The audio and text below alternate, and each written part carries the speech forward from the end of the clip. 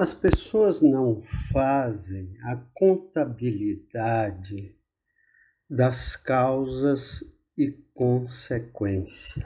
Na verdade, as pessoas não fazem muita contabilidade, não sabem de muita coisa ou quase nada a respeito de si mesmo e a respeito da realidade que o envolve. Na maioria das vezes, as reações diante da realidade são manifestações de puro estertores emocionais. Quer dizer, ele reage mal quando o contrairia e reage bem, mais ou menos, ou muito pouco daquelas coisas, diante daquelas coisas que o beneficiam. Isso é errado ou é certo? Não se trata de errado nem certo. Se trata de reconhecer o modus vivendi, a maneira como a humanidade vive a sua vida. Há tempos atrás, nós não tínhamos muitos recursos para saber de nós, mesmo porque nós não tínhamos tempo para nada ou quase nada. As manifestações ou as produções de conhecimento sobre o ser humano são precárias e escassa ao longo da sua existência. E como não tínhamos tempo para examinar as coisas que nos atingem ou as coisas que a gente vive, a nossa experiência de vida, o modo como a gente vive a vida, e etc., etc., nós não tínhamos como nos debruçar sobre essas questões. E a grande maioria das pessoas que ousaram se debruçar sobre as questões humanas mais de perto, se debruçaram ou produziram um material altamente precário, difícil, naturalmente precário, porque afinal de contas não havia muito tempo, não havia recursos para se debruçar sobre a experiência humana. Hoje, por exemplo, nós temos o cinema, nós temos as produções visuais, de um modo geral, que nos dá elementos primorosos para a gente se debruçar sobre o conhecimento do ser humano. É bem verdade que são poucos, muito poucos, os que tiram proveito disso, porque a maioria das pessoas está mais interessado em usar o cinema apenas como entretenimento ou apenas como diversão. Isso está errado? Não, não é que está errado, mas é muito pouco para o adequado uso de uma produção extraordinariamente preciosa, que é a produção cinematográfica, que apareceu, como a gente sabe, a partir dos primórdios, no início do século XIX. Antigamente, ou antes do século XIX, nós não tínhamos nem a foto, nós não tínhamos fotografia. E em sequência a gente construiu, ou produziu, inventou o cinema. Tudo isso, a foto e, sobretudo, o cinema, são produções preciosas, altamente preciosas para a gente reconhecer e aprender sobre o ser humano, sobre a experiência humana. O que a gente ouvia da experiência humana é aquilo que estava transmitido nas conversas precárias entre as pessoas, que também não tinham muito tempo de conversa, a não ser as mulheres que ficavam em casa sem enfrentar as dificuldades, enfrentando dificuldades, claro, mas não as dificuldades que roubavam o tempo do homem para que ele pudesse, ocupado em construir riquezas, em construir a sua sobrevivência, para que ele pudesse ter uma conversa mais proveitosa a respeito da pessoa humana, a respeito do ser humano. Mas a verdade é que o cinema é uma fonte preciosa de conhecimento a respeito do ser humano. E além do mais, como a gente já disse, hoje nós temos mais tempo livre, mais tempo desempregado. Por exemplo, temos a aposentadoria que dura 10, 20, 30 anos.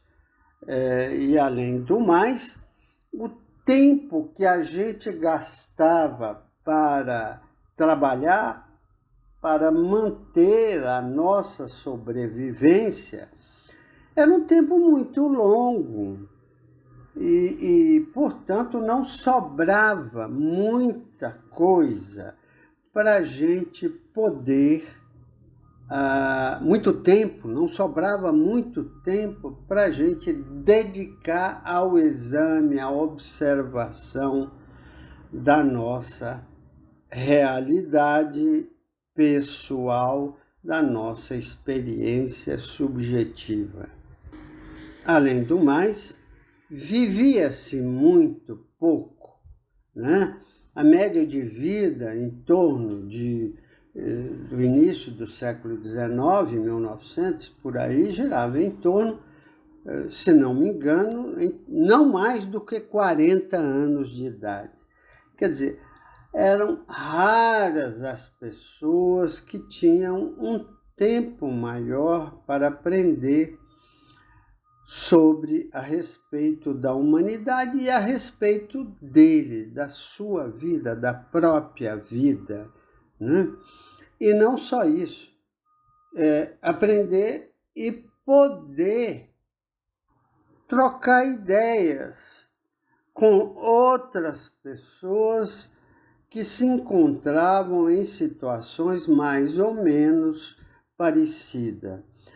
E, inclusive, pouco tempo para repassar aos mais jovens aquilo que ele aprendeu com a vida, com a sua vida, vivida próxima dos próximos.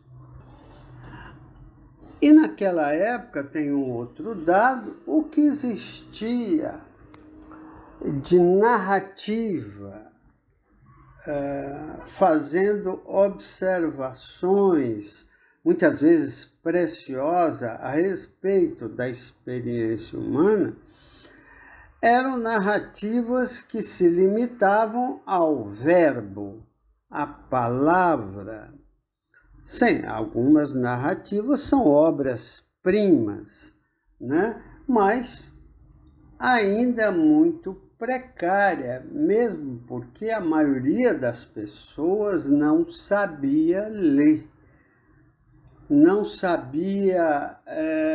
tinham às mãos um livro, não havia livro à disposição, não, os escritos eram os escritos feitos à mão e reproduzidos da mesma forma.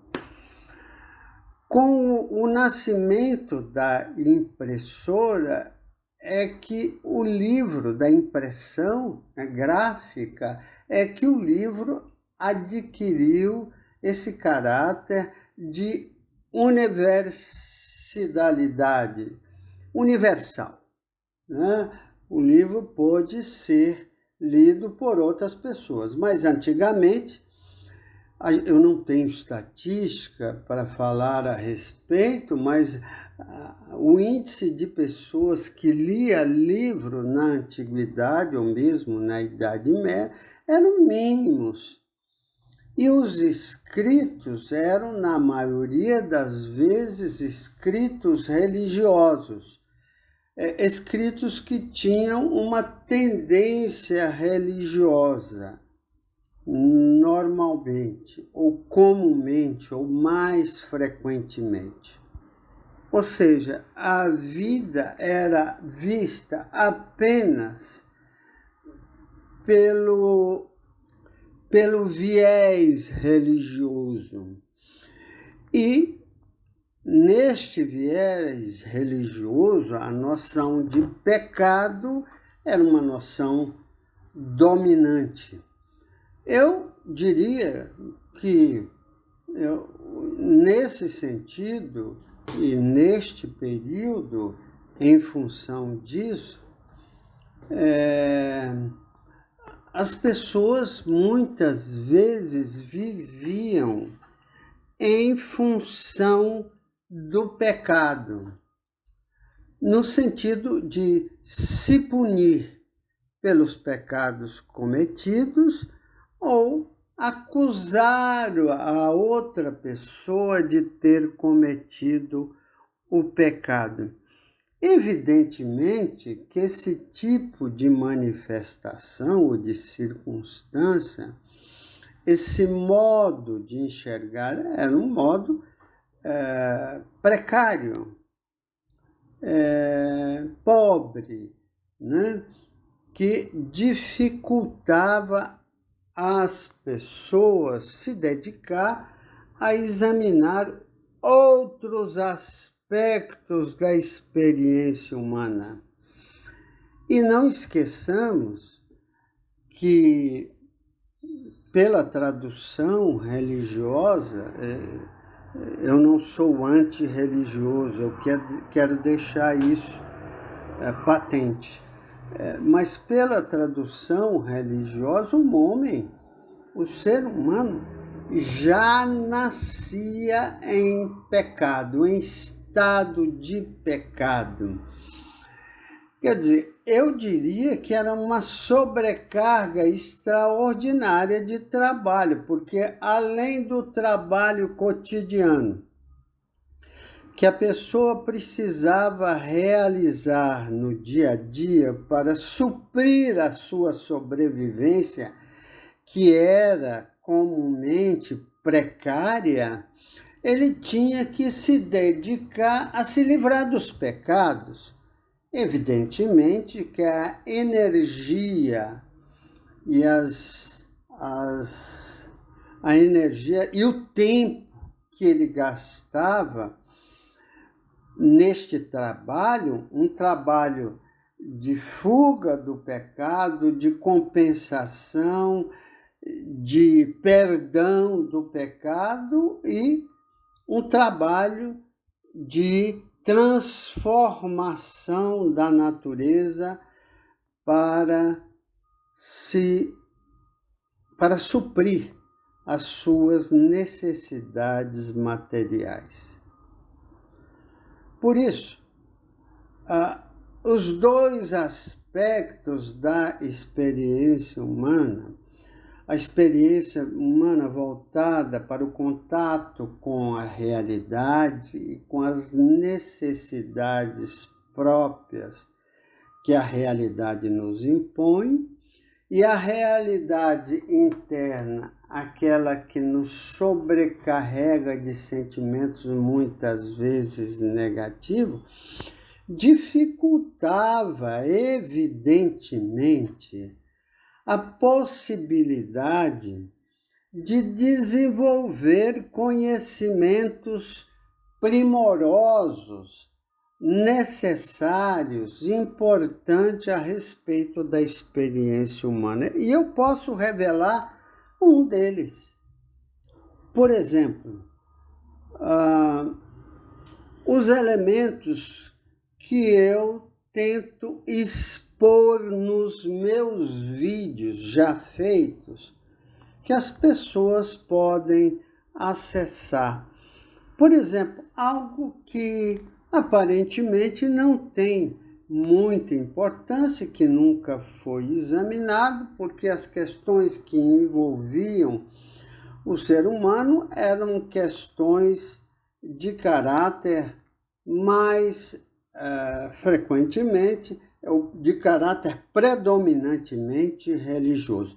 Mas eu quero me referir a algo que é de uma extrema importância e sobre o qual nós não temos muitos trabalhos, não existem muitas produções teóricas e não teóricas, informativas, a respeito da questão do interesse. Interesse. O interesse é a base da vida humana. Sem interesse, nós não saímos da cama. Precisamente o que faz o deprimido, porque o grande prejuízo, o grande desastre da depressão está na sua destruição do interesse, mesmo que incompleto, do interesse. O deprimido não tem interesse. Eu tenho falado nas minhas observações, nos meus vídeos, sobre a questão da depressão. Ela é de uma importância. Na depressão não existe conhecimento.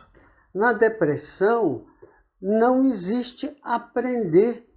O deprimido não aprende, ou pelo menos tem uma enorme dificuldade de aprender qualquer coisa. Tem uma dificuldade de produzir conhecimento, porque embutido dentro da depressão existe um ataque ao valor pessoal da pessoa. Ou seja, o deprimido é caracteristicamente um sujeito que não se dá valor. Isso quer dizer que a pessoa precisa se dar valor? Eu não estou falando disso. Eu estou dizendo que o deprimido é uma pessoa que caracteristicamente não é capaz de enxergar valor em si mesmo, enxergar valor em tudo aquilo que ele faz e enxergar valor em tudo aquilo que as outras pessoas fazem. E a depressão, ela tem um caráter insidioso.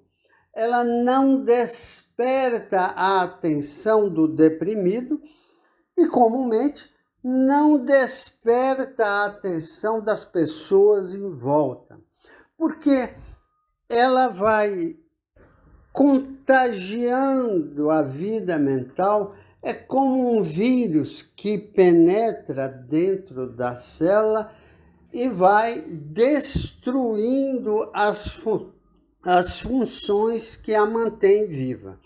Então, bem assim é a depressão.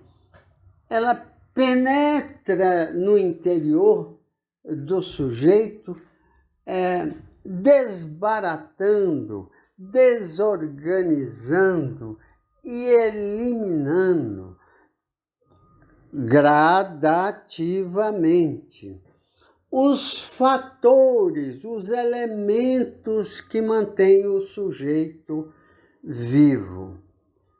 E um dos elementos importantes, fundamentais que nos mantêm vivos é aquilo ao qual eu me referi.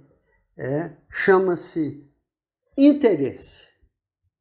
É um interesse que nos leva a cuidar de nós e a cuidar do outro. Sem interesse, só tem descuido, só tem falta de cuidado, só tem miséria, né? E pobreza material também, claro, porque o sujeito que consegue construir e produzir riqueza, o que o move nessa direção é fundamentalmente o interesse. Se ele não tiver interesse, ele não produz riquezas. É aquilo que a gente chama de ambição, que é uma das vias do interesse, né? Mas isso quer dizer que toda a vida humana se resume à questão do interesse? Claro que não.